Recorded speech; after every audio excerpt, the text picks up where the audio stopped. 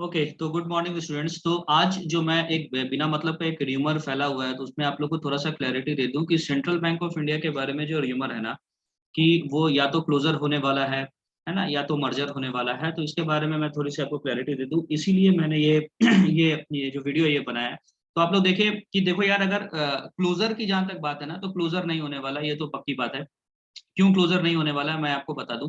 देखो, इसके पहले पहले मैं बता दूं, उसके पहले मैं एक लॉजिक दे देता हूँ। आप अपने लॉजिक से समझ लीजिए कि क्या लिटरली क्लोजर होने वाला है या नहीं। देखिए, जैसे आप अगर कोई घर बनाते हैं ना यार, अगर आप अपना कोई घर बना रहे हैं, ठीक है, आपका घर बन चुका है और आप उसको सेल करने की कोशिश कर रहे हो, उसको बेचने की कोशिश कर रहे हैं, है ना। तो मान लो अगर आपने किसी को बेच दिया और फलाने तारीख को उसको बेच रहे हैं, तो उसके पहले क्या आप 1 लाख 2 लाख रुपए अपने घर में फंसाएंगे? नहीं फंसाएंगे ना यार, है ना। तो अगर अगर आपको घर बेचना ही है, तो उस घर को बेचने, जब वो ऑलरेडी बिक चुका है, तो बिकने के बाद उस घर में आप पैसा क्यों फंसाएंगे? Number one thing. सिमिलरली भी तो गवर्नमेंट भी जो है, अगर उसको बेच ही देना, उसको बंद ही कर देना है यार, तो बंद करने वाली चीज पे कोई पैसा फंसाएगा क्या? कभी कोई पैसा नहीं फंसाएगा यार, है ना। तो उसी तरह सेंट्रल बैंक ऑफ इंडिया का भी वही हाल है। अगर गवर्नमेंट को, अगर उस बैंक को अगर बंद ही कर देना, अगर क्लोजर कर देना है, तो वो उस बैंक पे पैसा क्यों लगाएगा? कोई सेंस ही नहीं बनता है लगाने का।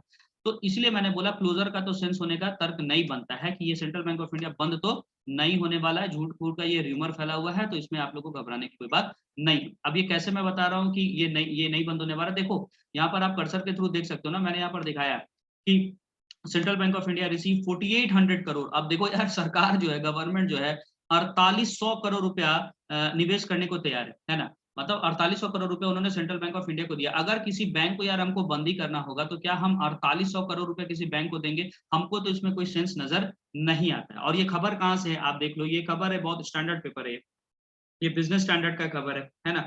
तो बिजनेस स्टैंडर्ड जो न्यूज है ना, उसने ही इसको पब्लिश हमारे के, ये आप देख सकते हो यहाँ पर कर्सर के थ्रू, ये बिजनेस स्टैंडर्ड न्यूज है। तो ये बहुत अच्छी न्यूज पेपर है, तो ये फालतू का खबर नहीं छापती है। और डेट भी आप देख सकते हो मोटा मोटी, है ना। एक ये 22/8/5 का ये डेट है, 10:30 बजे। तो आपको समझ में आ रहा है ये बात कि ये बैंक, पहली बात, सेंट्रल बैंक ऑफ इंडिया बंद तो नहीं होने वाला है, क्योंकि इस बैंक को भी कैपिटल इन्फ्यूजन आरबीआई के थ्रू हमारा मिला है। यानी कि सेंट्रल बैंक ऑफ इंडिया को 4800 करोड़ रुपया मिला है। तो कोई चीज को अगर हमको बंद करना है, तो मेरे नजर में तो समझ में नहीं आता, अगर बंद करना है तो बैंक को पैसा फिर क्यों दिया जाएगा? ठीक है, तो बंद तो नहीं होने वाली है। तो बिना मतलब की गड़बड़ पैदा करके कोई इशू नहीं है। अगर आपको इस बैंक को अलॉट किया गया है, तो आप बड़ी आराम से इस बैंक में जाएं, ठीक है, इसमें कोई परेशानी आपको नहीं हो। ठीक है। सेकंड थिंग, मर्जर को लेकर इशू आता है कि भाई सेंट्रल बैंक ऑफ इंडिया क्या मर्जर हो सकता है? तो ये प्रोबेबिलिटी है, ये मान सकता हूँ मर्जर हो सकता है। क्योंकि गवर्नमेंट ऑफ इंडिया ने बहुत सालों से ये बात कह रही है कि जो भी छोटी छोटी बैंक्स होंगी जिन पे हमारा बिजनेस नहीं आ रहा है, तो उन बैंक को हमको हर हालात में, बड़ी बड़ी जो बैंक्स होंगे, जो बड़ी बड़ी जो पीएसबीज होंगे, उनके साथ हमको इसको मर्ज कर देना है। तो ये लॉजिक समझ में आता है। तो यार, अगर मर्ज हो भी गया, तो उसमें कोई नुकसान तो नहीं है, आपका फायदा ही होगा। कैसे फायदा होगा? Let me tell you. Vacancies बढ़ने की संभावनाएं बन जाती है। कैसे बन जाती है मैं आपको बताता हूँ। फॉर एग्जाम्पल, अगर सेंट्रल बैंक ऑफ इंडिया, अगर मान के चले चेन्नई के रीजन में काम कर रहा है, ठीक है, central bank of India Chennai के रीजन में ऑपरेट कर रहा है, और वहां से वो प्रॉफिट अर्न नहीं कर पा रहा है, वहां से वो बिजनेस लाकर नहीं दे पा रहा है, तो अब हम क्या करेंगे? फॉर एग्जाम्पल, इसको हमने यूबीआई यानी कि यूनियन बैंक ऑफ इंडिया के साथ मर्ज कर दिया। I am saying just for sake of an example, इसको बस आप एग्जांपल के तौर पे ले। तो मैंने उसको यूनियन बैंक ऑफ इंडिया के साथ मर्ज किया, तो यूनियन बैंक ऑफ इंडिया क्या करेगी यार? चेन्नई, ये तो अब सेंट्रल बैंक ऑफ इंडिया मान के चले यूनियन का हिस्सा हो गया।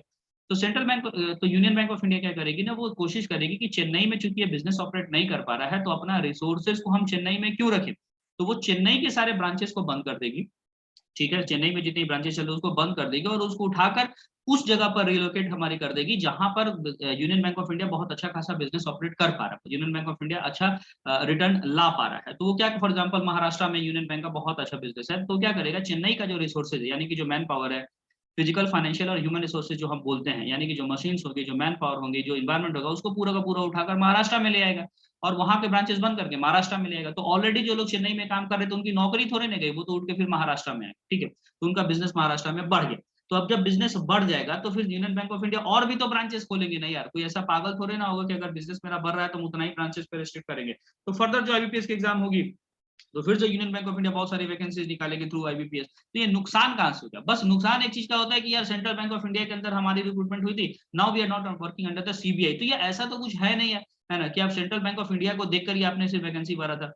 बात समझ रहे हैं? आपने जब आईबीपीएस का फॉर्म भरा होगा यार, तो उस आईबीपीएस में तो उसने आपसे प्रेफरेंस मांगा, तो आपने तो मेरे हिसाब से तो आपने जितने भी बैंक्स होंगे सबका प्रेफरेंस अलॉट किया होगा। तो आपका कोई ऐसा रेस्ट्रिक्शन तो नहीं है ना कि हम सीबीआई में ही काम करेंगे, सेंट्रल बैंक में। तो ये मर्जर और क्लोजर का कोई इशू नहीं है यार। अगर आपको बैंक अलॉट किया गया है, तो आप उस बैंक को जाएं, ठीक है, आप उस बैंक में जाएं और उसमें जब आप जाएंगे तो यार आपको समझ में आएगा ना कि ऐसा कोई इश्यूज हमारा है नहीं। यही चीज बोली गई थी आईडीबीआई के बारे में कि प्राइवेट है, तो चलो वो प्राइवेट होने के बाद भी आज भी सरकारी जैसा ऑपरेट हो रहा है, ठीक है।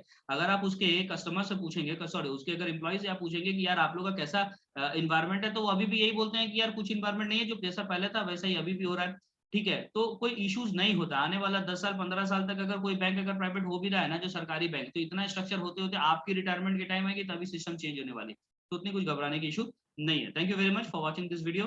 God bless you.